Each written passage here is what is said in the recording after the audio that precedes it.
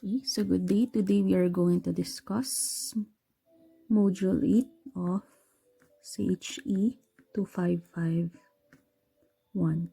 So we're going to cover the topic of kinematics. So when we talk about kinematics,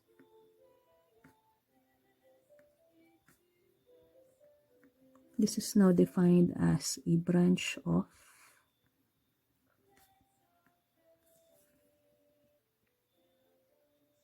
mechanics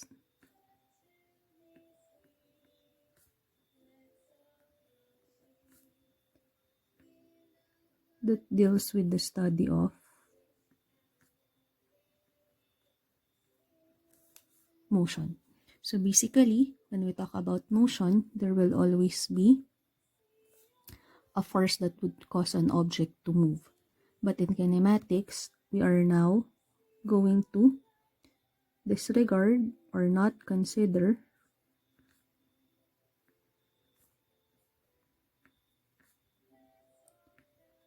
the causes such as your forces. So for kinematics, we are only dealing with the simple motion of an object. So when we talk about motion, this is simply defined as a continuous change in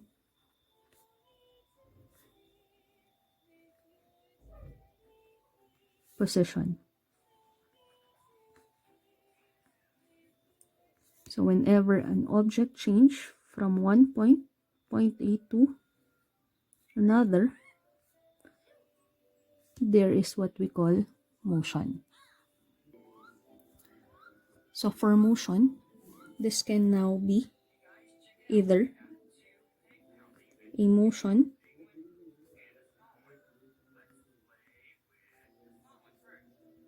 along a straight line or a motion in two dimensions. So for motion, we have now what we call your basic concepts. So as a review from what you have learned in physics, we have now your first x, or the position of an object or of a point. So when we say position, this is defined as the location of a point during motion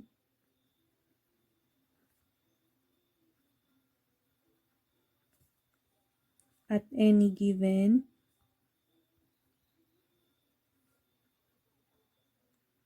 time. So this is also defined as the distance of a point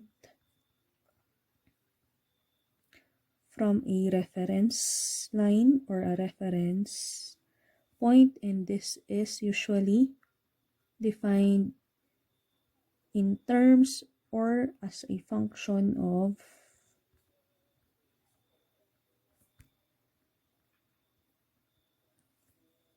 time. So if an object moves from this point A to point B, the position is simply position at A. So at a given time, 0. So the position at time equal to 0 is point A, or that is, let's say, x is equal to 0. So if the travel distance is 3 meters from A to B, then at time equal to, let's say, 2 seconds. So the position at 2 seconds is equal to 3 meters. So at any time from 0 to 2 seconds, it will have a certain position. So this could be your x or position at 0.5 seconds, at 1 second, or 3 seconds. So it's a function or in terms of time. So next basic concept we have in relation to position is our displacement, or this is denoted as our delta x. So when we talk about displacement, this is simply defined as the change in position of your object. So let's go back here. So if I'm going to talk about from time equal to 0 to time equal to 2 seconds, what was the change in position? Then that will be equal to 3 meters. So if this is t equal to, let's say, 0.5 seconds, this is 1 second, or let's draw na lang another one. So let's say this is point A, this is point B, this is point C, this is point D, each having an interval of 1 meter. So let's say at time, or at point A, time is equal to 0 seconds. At B, time is equal to 1 second. At C, time is equal to 2 seconds. And at D, time is equal to 3 seconds. So if I'm going to ask what is the position at time equal to 0, then we have 0 meters as your position. If I'm going to ask you what is the position at time equal to 1 second, then that position is equal to, at 1 second, how far was the object from the starting point? That is equal to 1 meter. If I'm going to ask you what is the displacement from A to B, or 0 to 1 second, then that is already a displacement. So that is now equal to 1 meter. So basically, the difference between position and displacement is that for position, this is of a certain or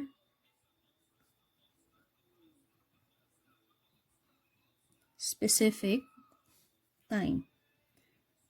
While for displacement, this is during a time interval or a time duration. So the next basic concept, we have the time, which can either be a time instant or a time interval. So the difference here is that for time instant, this is of specific or certain time. And for time interval, this is a length or a duration of time. So basically, for time instance, this is simply t, while for time interval, this is delta t, or this is t2 minus t1. So next basic concept, we have your speed and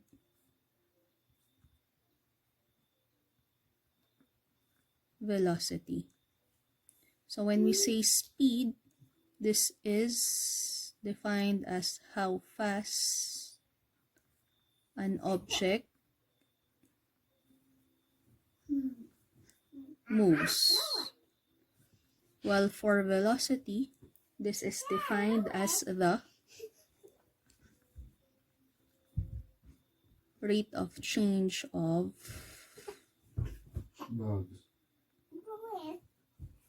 position of an object. So basically, for velocity, this is simply the speed of the object with the direction. So when we say speed, this is simply the magnitude, while for velocity, this is the magnitude of how fast an object moves together with its direction. And for velocity, there are two kinds of velocity. We have what we call the average velocity, or our instantaneous velocity. The average velocity of an object is defined as the rate of change of position during a time interval. So this is again during a time interval. Well, for instantaneous velocity, this is the rate of change of position of an object with respect to a certain time. So basically, for average velocity, this is now equivalent to the change in position with respect to a time interval, or t2 minus t1. So we could write this as x2 minus x1 divided by t2 minus t1. While for instantaneous velocity, this is now computed as v equal to dx over dt. And the last concept for motion is we have the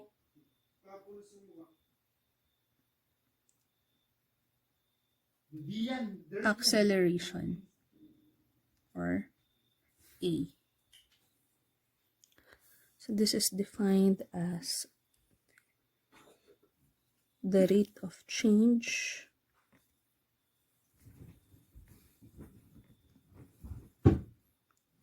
of velocity of an object. So for acceleration, same as for velocity, we have what we call your average acceleration,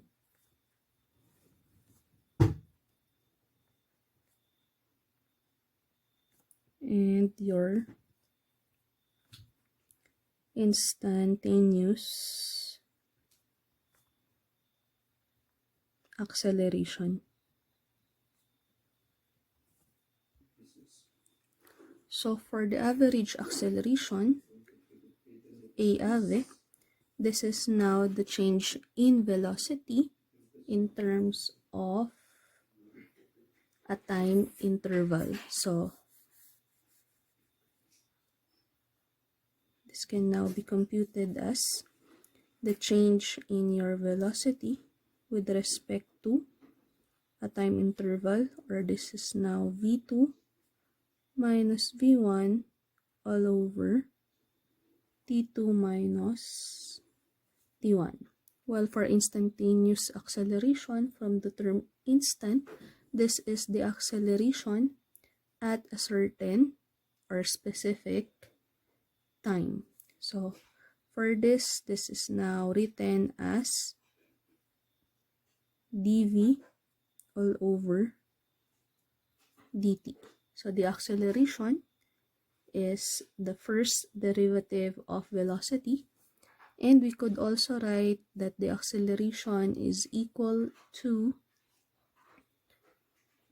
the second derivative of the position with respect to time. So to continue, the motion on a straight path or a straight line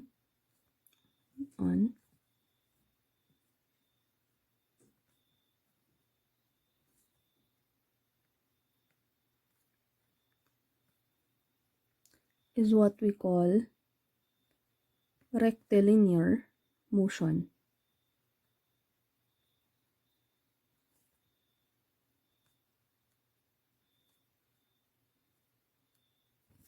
Okay, so for rectilinear motion, so this means this is any motion along a straight line, so it could be horizontal or vertical. So for rectilinear motion, we have our basic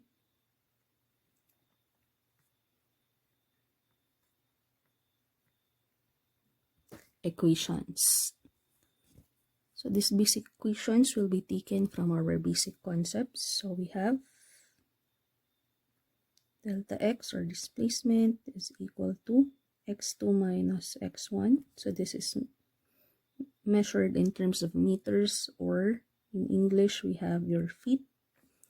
Then we have your velocity.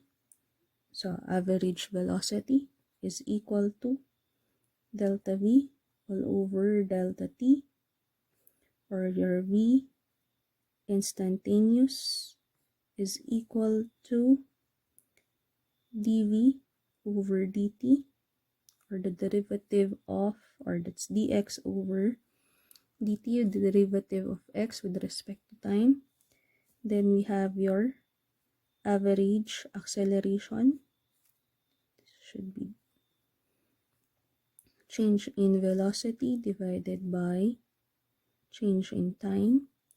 And we have your instantaneous acceleration, which is dv all over dt. Okay, so let's solve an example. So the motion on a straight line by a particle along the x-axis is defined by the equation x is equal to 5t plus 0.2 t squared, where x is in meters and t is in seconds. So for this problem, let us determine the position of the particle at 3 seconds after the start. So for this problem, we are solving for the value of x at a specific time of 3 seconds. So we are solving for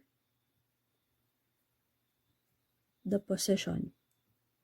And the position now can be solved using the given equation. X is equal to 5t plus 0.2 t squared. So we use now the value of t equal to 3 seconds. So just substitute t in the equation to get the value of x. And with this, we can solve for x as a value equal 16.8 meters, and this is measured from the start. Okay, so next question for this problem, determine the displacement during the time interval of t equal to 1 second and 3 seconds. So for this problem, we are solving now for the displacement. So this is delta x, or this is, as we have said, the change in position. So x2 minus x1. So for this problem, we have to solve first for the value of x1 and x2. And we can solve this using our given equation, 5t plus 0.2 times t squared. For x1, we'll be using t1, and for x2, we'll be using t3. So for the value of x1, this is now equal to 5.2 meters, and x2 is equal to 16.8 meters. So therefore, the change in position now from time 1 second to 3 seconds is equal to 16.8 meters minus 5.2, or this is now equal to 11.6 meters. So next requirement, what is the average velocity for the first 4 seconds? So for this requirement, we are solving now for the velocity. So we know that for the average velocity, this is equal to the change in position all over the change in your line, or this is equal now to x2 minus x1 all over t2 minus t1. So for this, we know that x2 is x at the first 4 seconds, so x at 4 seconds, and x1 is x at 0 seconds.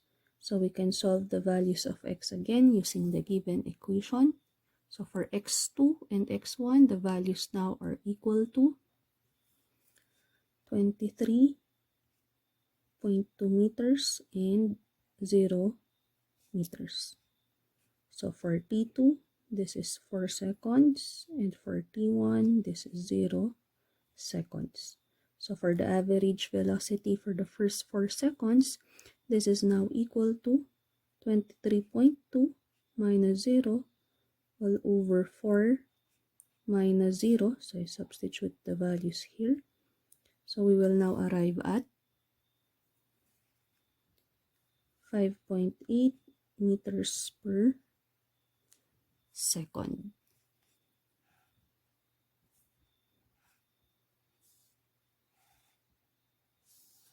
Okay.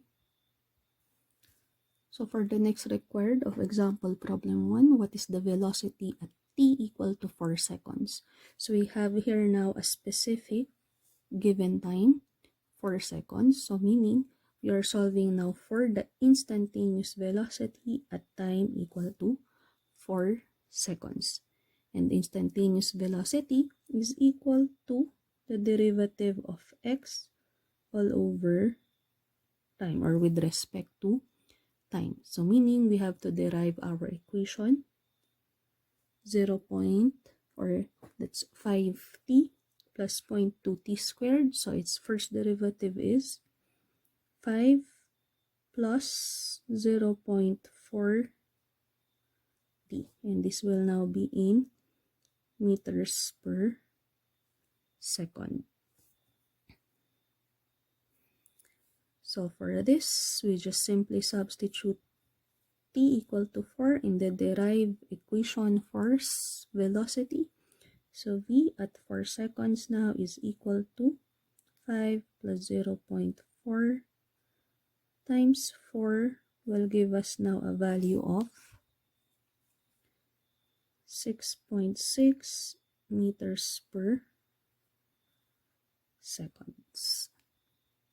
So next requirement, what is the acceleration from 3 seconds to 5 seconds? So we are talking about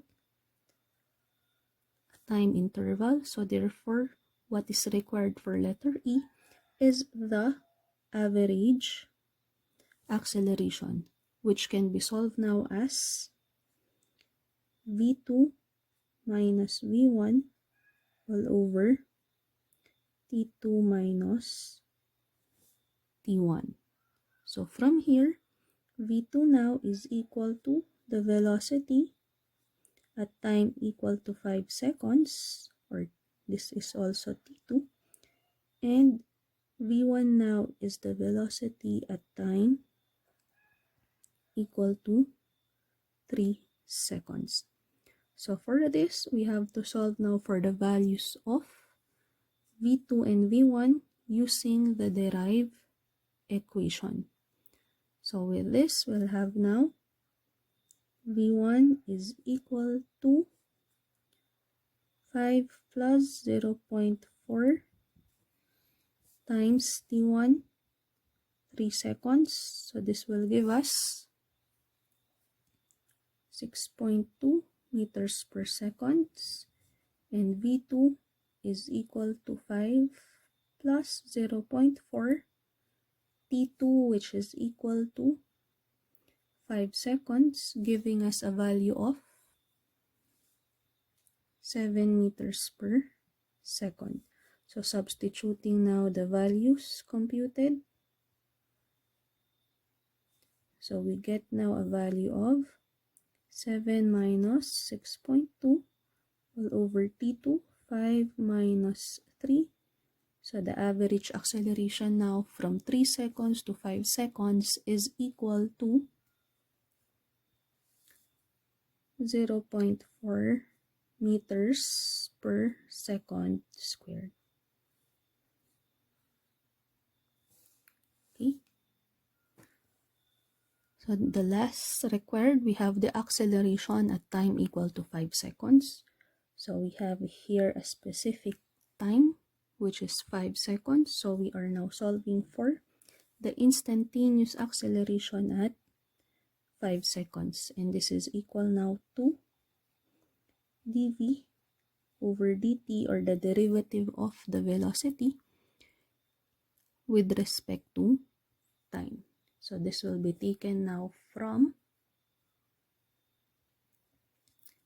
our derived equation a while ago, which is v equal to 5 plus 0.4 times t.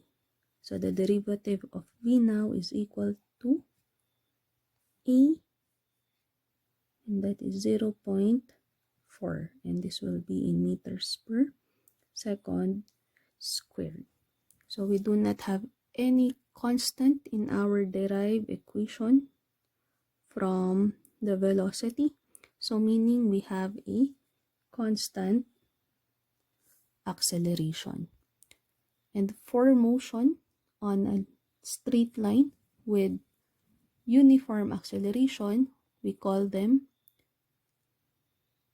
or the motion is what we call a uniformly accelerated rectilinear motion.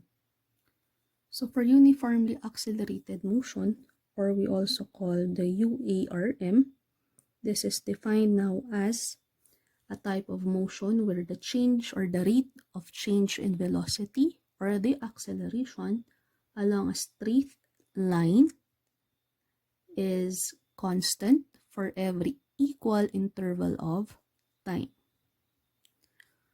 So for UARM, we have our basic equations, which are derived from the basic concepts.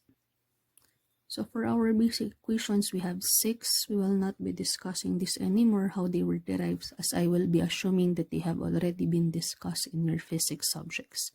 Anyways, you don't have to memorize the 6 basic equations for UARM, as they may be derived simply from the 3 basic equations or basic concepts that we have discussed: the acceleration, the velocity, and the displacement. So for example, a body initially at rest moves in constant acceleration.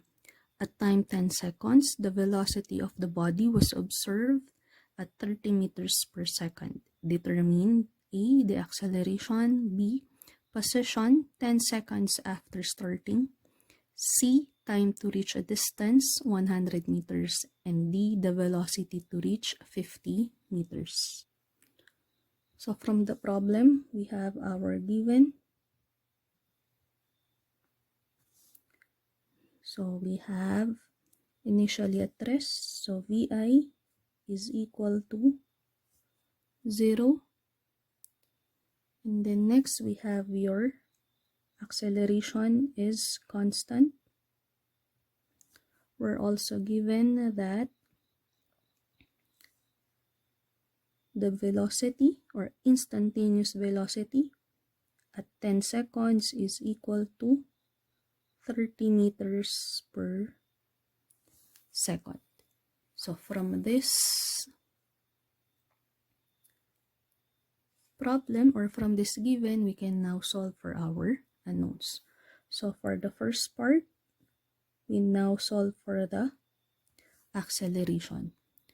So we are given the initial, a final velocity, and a time interval between the two values of velocity.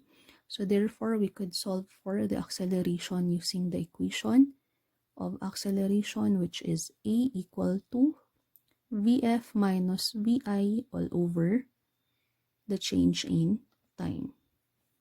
So from this equation, let's substitute our values. So Vf here is 30 meters, Vi is 0, initial time is 0 seconds, and to reach 30 meters, it took 10 seconds. So therefore, our acceleration now is equal to 30 minus 0 all over 10 minus 0, or that is 3 meters per second squared. So this is for letter A. So next we have for letter B. So for B, we want to solve for the position at t equal to 10 seconds or 0 to 10 seconds. So we can solve this by our equation of, or using our basic equation, which is, so x is equal to initial plus final all over 2 times the time. So we're given the initial velocity, final at 10 seconds. So we can solve for x equal now to 0 plus 30 all over 2 times 10 seconds, or the position now after 10 seconds is 150 meters. So we could still use some other equations to solve for this, but the most simplest is using equation 6. So next we have letter C, wherein we have to solve for time to reach a distance of 100 meters. So we're given x, we're given your initial velocity, we are solving for time, we know already your acceleration, so we could use the equation x is equal to VIT plus 1/2 AT squared. So x now to be 100 meters is equal to 0 times t plus 1/2 times the computed acceleration, 3 times t squared. So this cancels out. We only have t as the unknown, so t now is equal to 8.165 seconds. So for the next required D, we want to solve for the velocity at x equal to 50 meters. So for this problem, we could easily solve for V at x equal to 50 meters. Let's assume V here is your final velocity. So we could use the equation Vf squared is equal to Vi squared plus 2ax. So we'll have now Vf squared is equal to 0 squared plus 2 times computed acceleration times x of 50. So we will have now Vf is equal to 17.32 meters per second. So this is our velocity once we have reached a distance or a position of 50 meters after starting. So we have free falling motion, which is a form of uniformly rectilinear motion, and it is along the vertical direction as it is affected by gravity. So for free falling motion, the only force or factor that influences this motion is our gravitational acceleration, which is denoted by G. And for this type of motion, we are to neglect what we call your air resistance. So for the value of G, this will be equal to 9.81 meters per second squared, or 981 centimeters per second squared, or we have 32 feet per second squared. And all these values will always be negative, as the acceleration is a vector, so it will always have a direction. And for gravitational acceleration, it is always directed downwards. So for free falling motion, we may also use or derive the equations from UARM, but instead of using now, so for UARM, we are using the horizontal distance. So this is for our distance. And we use A for our acceleration. So for free falling motion, the distance now is denoted by Y, and the acceleration is denoted by G. So rewriting the UARM equation, the equations now for free fall can be written as, so again, these equations now are derived from our UARM, which are also derived from our basic concepts. So the only factor that change is the distance y and the acceleration g. Okay, so let's solve an example. So we have an object drop from a height of 3 meters. Determine the time and velocity when it reaches the ground. So from the problem, we are given now the values of the initial velocity. It is dropped, so therefore it is equal to 0. We are given the height, which is 3 meters. So we are required to solve for the velocity when it reaches the ground. So that's Vf, and your final time or total time. So for our solution, we can use now the equation y is equal to VIT plus 1/2 AT squared, as we are already given the y and the VI.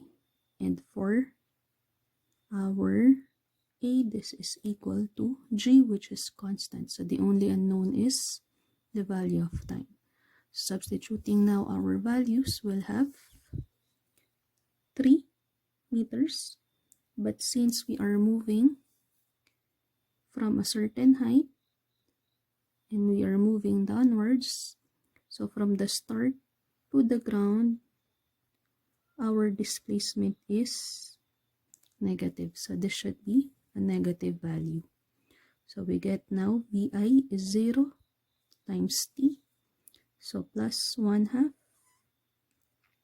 G is again negative. So 9.81 times T squared. So from this, we'll now be able to solve for the time to reach the ground, which is equal now to 0.782 seconds. So for the final velocity, we could use now the equation Vf squared is equal to Vi squared plus 2Gy, as Vi is given, Y is given, G is constant. We could use the other equations, but we'll have to use the computed time. If we use that and we have a wrong value for time, our answer will already be incorrect. So to be sure, let us use all the given values. So substitute now, we'll have Vf squared is equal to 0 squared plus 2. G is negative 9.81. Y is negative 3. So therefore, we'll have now a value of Vf equal to 7.672 meters per second. It's moving downwards, so therefore it should be negative. So let's have example number 2. If the object in example number 1 is instead thrown vertically down and reaches the ground 0.5 seconds later from the same height, determine the velocity the object was thrown. And at what height must it be thrown to have the same final velocity as in problem 1 using the velocity that we have solved. So from the problem, we are given now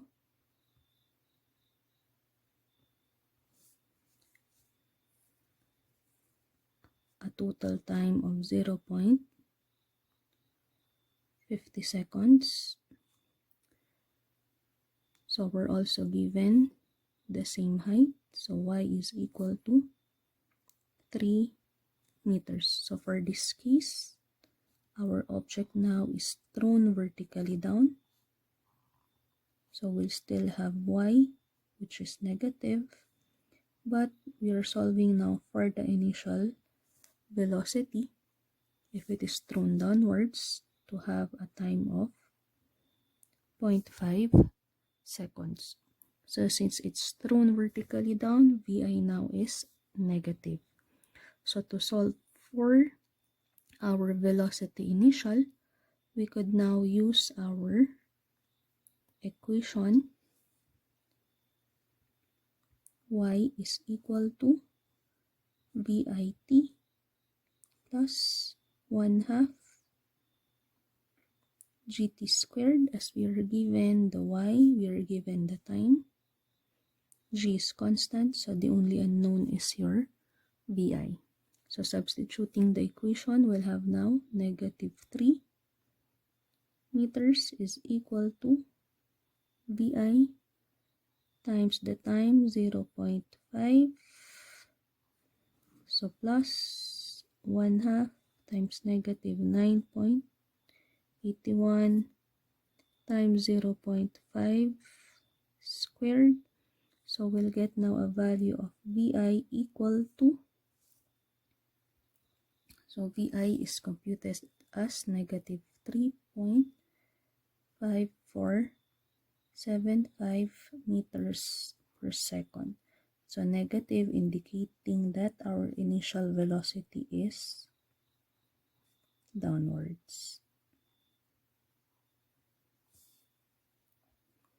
So for the second question, if V now is equal to 3.5475,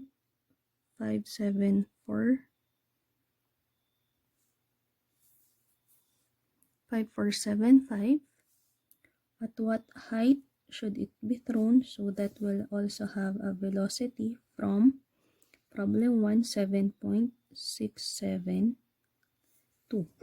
We're solving for the value of y.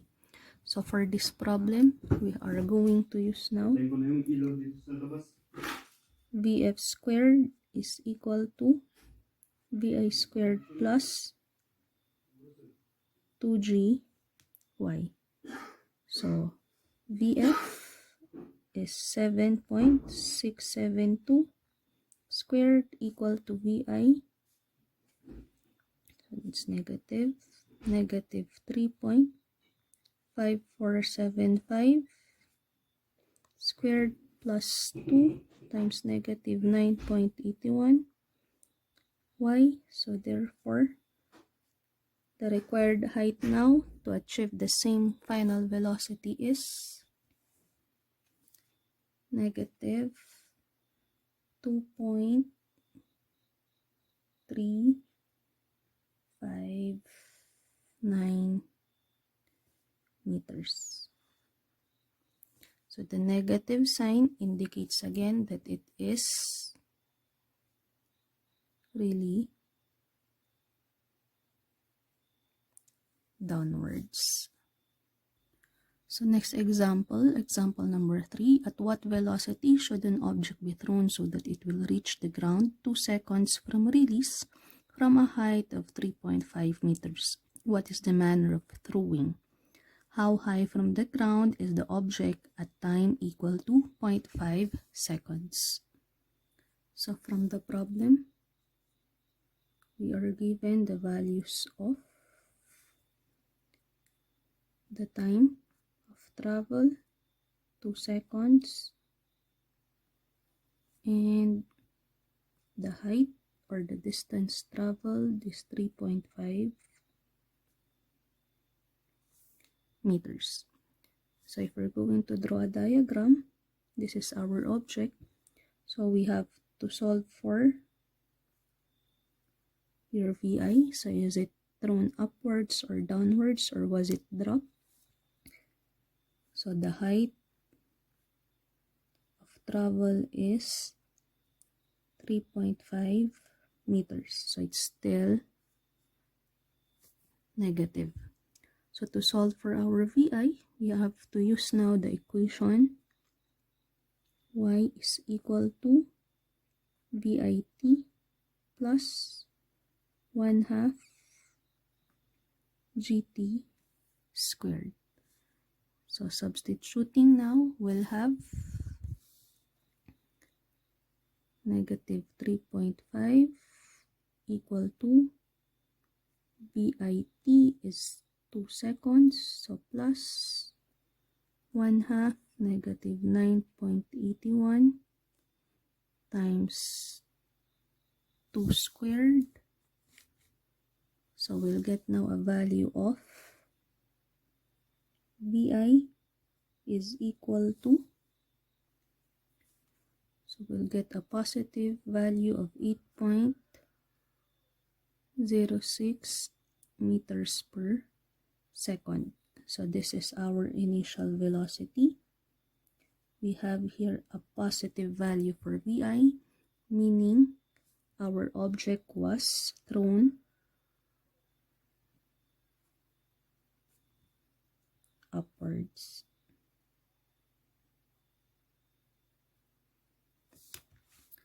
So the next question was, how high from the ground is the object at t equal to 0.5? So from this, we use the same equation.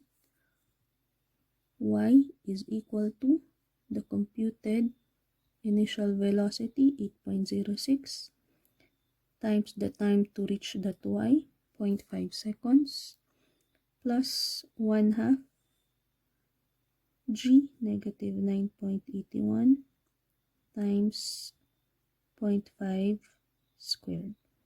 So we'll get here a value of,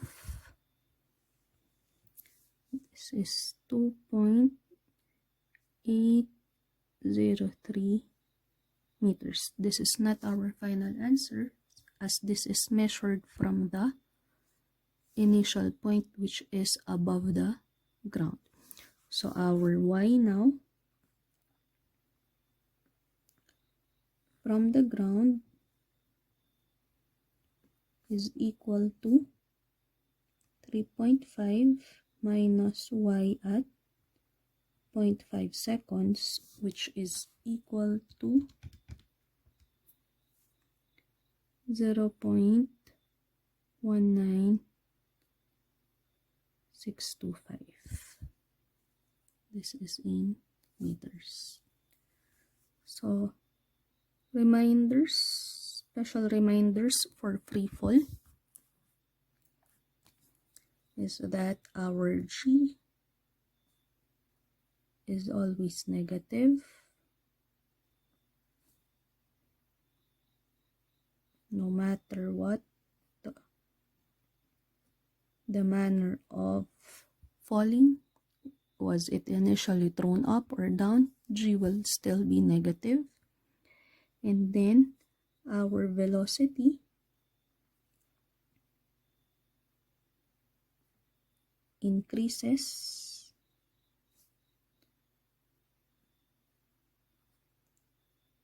negatively as we reach the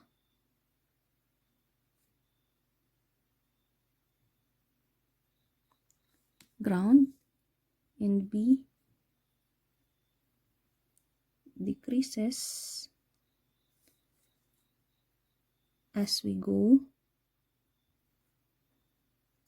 further away from the ground. So from this, v now approaches 0 as an object reaches its maximum height or its maximum point. Okay, so for our y max, if we have an object thrown vertically up, y max now can be computed as vi squared over 2g. Okay, this is a shortcut. So if you're solving for y max, then it's automatic, it's equal to vi. So since vf is equal to 0, so this came from vf squared equal to vi squared plus 2g y.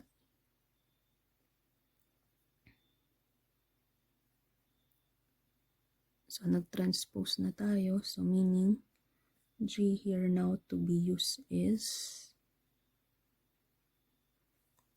positive.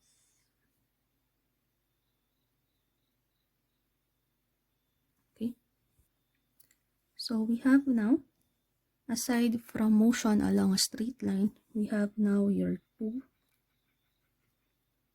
2-dimension or motion in 2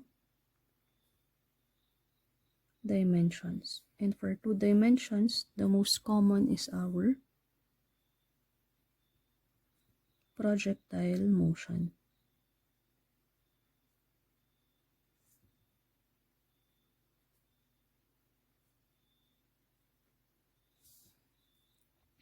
So for projectile motion, this is now a motion in our horizontal and vertical lines or axis. So for our vertical motion, projectile motion now is same as free fall, affected only by affected solely by your gravitational acceleration. Okay, And for all projectile motion, they will now be following what we call a trajectory, which is now defined as the curve path. So curve or a parabolic path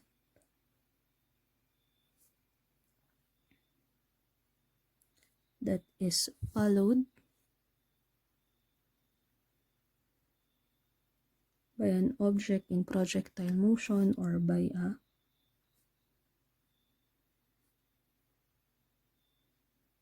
projectile. So for projectile motion, if we have here an object which moves now along the horizontal, so along the horizontal, there are no effects on our object as it travels the horizontal path. But because of gravity, the effect of gravity, there will now be so the gravity now causes our object to move in a curvilinear path. So this one now is our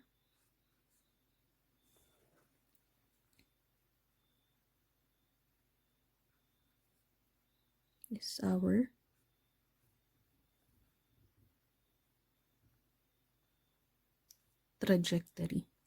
So for each point in our trajectory or path, there will be a horizontal and vertical motion, which is affected by your free fall and horizontal. So for projectile motion, we can now divide our analysis into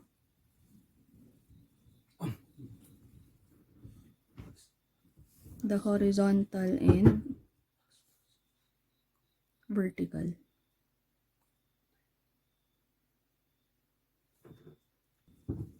So since for our motion, there will always be a distance traveled, a velocity, and an acceleration. So for each of the motion, horizontal and vertical for projectile, will have different analysis. So for the horizontal, the distance traveled is our R, or the range. Its velocity is Vx, and it will be constant at any point. And since our velocity along the horizontal is constant, then the acceleration is equal to 0. For the vertical, since it is like our free fall, the distance now is our fall, or our y. And for our velocity, we denote this as Vy, which is varying due to the effect of gravity. And for our acceleration, this is denoted by our g, which is always negative. So again, for metric, 9.81 meters per second, and for English, 32 feet per second squared. So same as for your free fall, for projectile motion,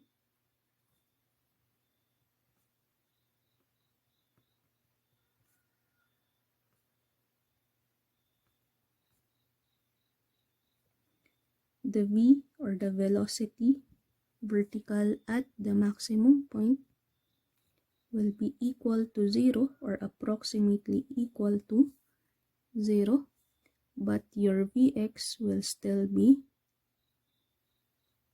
a constant value for the same, or from the other points. So it's equal with other points, horizontal. Next, Since our projectile motion is in a parabolic shape or parabolic path, then for any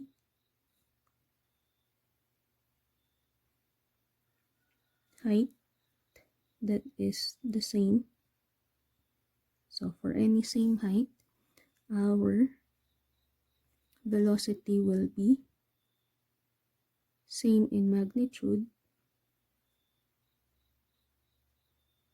but will have opposite directions. Okay, so we'll not discuss projectile motion any further as it has already been discussed in our physics subject. So let's continue with the example.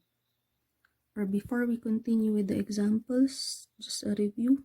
For projectile motion, we have 3 cases.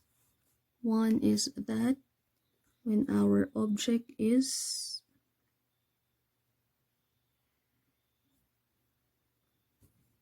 launched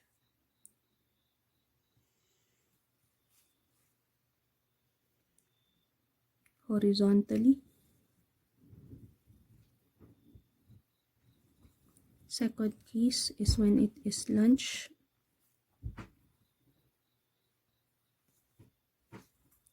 at an angle above the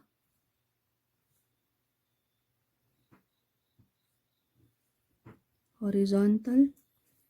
And thirdly, when our object is launched at an angle below the horizontal. So when we have the first case, Vy initial is equal to 0. For the second case, Vi y is positive, and for the last case, Vi y is negative. So for our values, V will always be equal to the square root of Vx squared plus Vi or Vy squared. And Vx is equal to V, that's cosine of theta, and Vy is V sine of theta, given that theta is measured from the horizontal. So let's have example number 1. So an object rolls from a height of 2 meters at velocity 2 meters per second. At what distance from its drop-off point will it be found? How long was its travel? So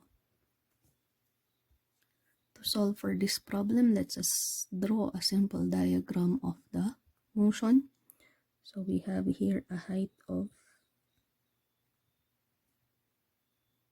2 meters. It rolls down with a velocity of 2 meters per second. So from this point, how far away will it be located? So we are solving for the range and for the time. So with this, we divide now our analysis into horizontal and vertical motion. So for horizontal, we know that Vx is constant and it can be solved using range over time. So both range and time is unknown, so we cannot use the horizontal first. So let's move on to the vertical motion.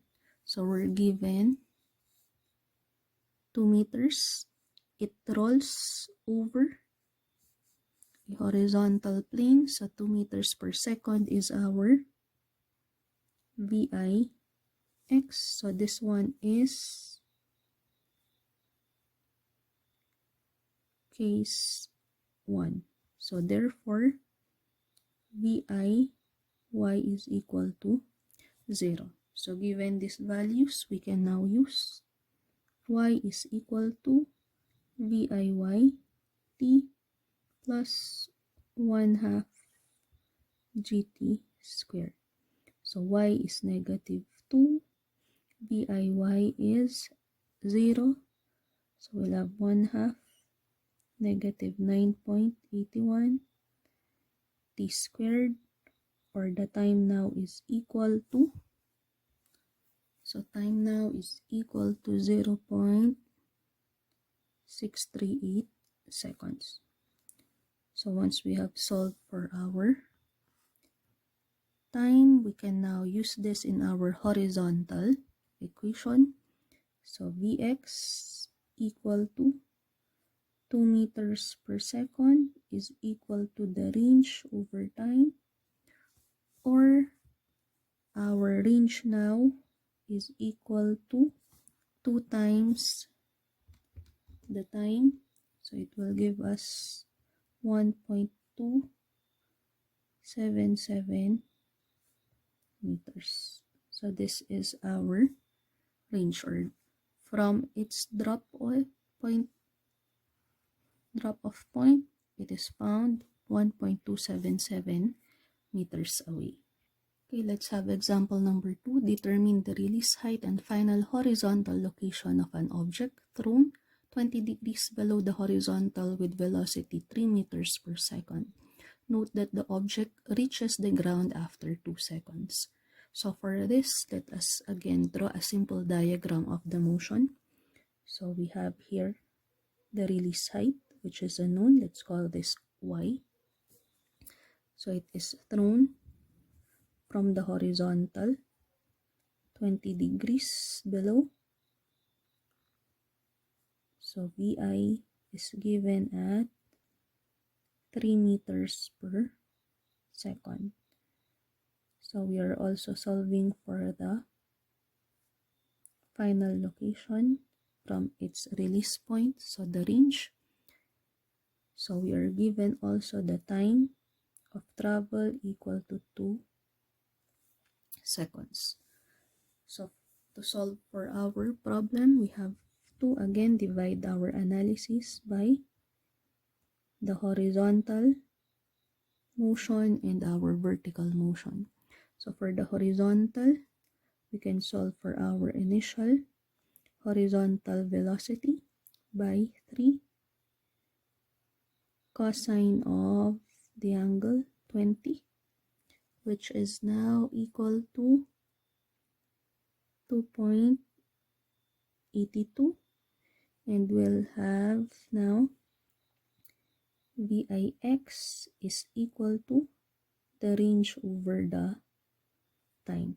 So time is given, therefore we can solve for the range as Vix, so times the given time of 2.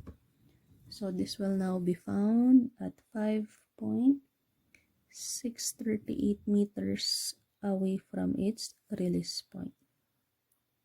So next, we analyze our motion vertically. So let's solve for VIY, which is now equal to 3 sine of 20, which is equal to 1.03 meters per second.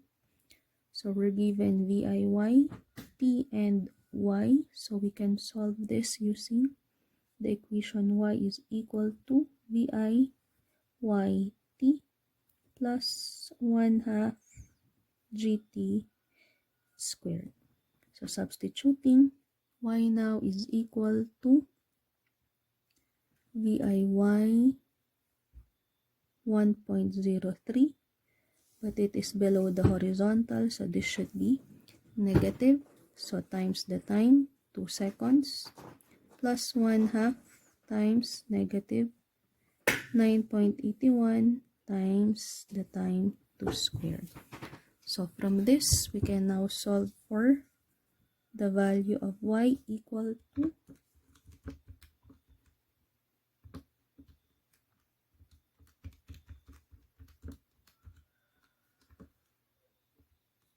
negative, so y is negative 21.68 meters. So that's it for Module 8 of CH82251. Thank you for listening. For your activity, please answer the following.